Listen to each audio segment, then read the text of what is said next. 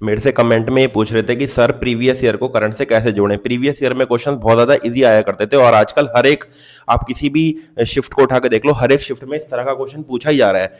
D triple S B की कोई भी शिफ्ट उठा लो, तो इसको करोगे कैसे, ध्यान देना जरा।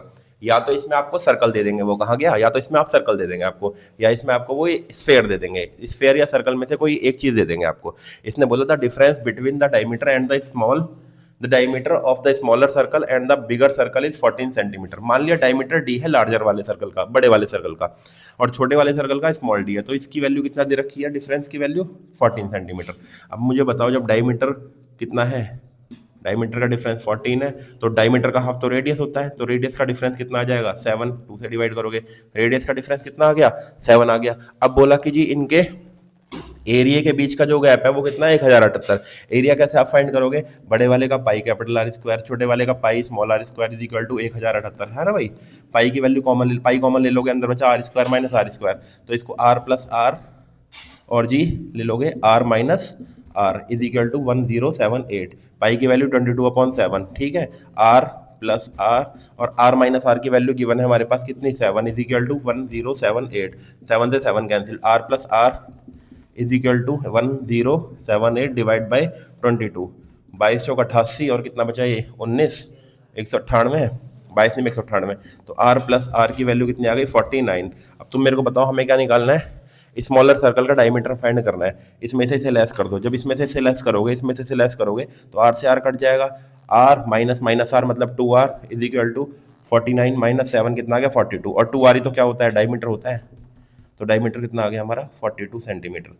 पहले एक सिंपल क्वेश्चन आया करता था इस तरह का, जैसे 0.19 के ऊपर बार है, ठीक हो गया, पहले सिंपल क्वेश्चन आता था, लेकिन अब थोड़ा अपडेट कर दिया, अब आने लगा 0.19 के ऊपर बार। मैं ये एग्जांपल ले रहा हूँ, 0.59 के ऊपर बार डिवाइड करो, तो आपको क्या करना है, आपको इसे सोल्व करना अगर आता होगा, कैसे करोगे, 0.19 के ऊपर बार ऐसे तो करते हैं हम, 19 माइनस जिसके ऊपर बार नहीं है उसे माइनस करते हैं, डिवाइड बाई जितने नंबर के ऊपर बार है उतने 9 और जितने नंबर के ऊपर बार नहीं है उतने 0, तो 19 माइनस 1 कितना बचा 18 डिवाइड बाई 90, 18 1 18, 18 सॉरी 90, 18 1 18, 18 5 90, ठीक है, 1/5 आ जाता।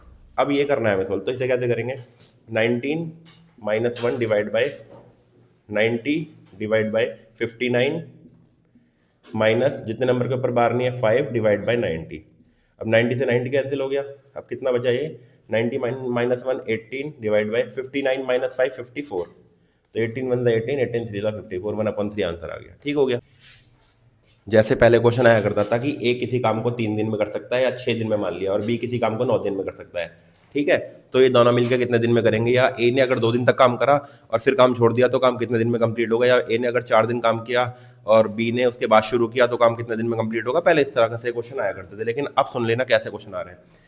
ए 6 दिन में, बी 9 दिन में, तो आपको पता है एलसीएम 18, 6 × 18 9 दूनी 18।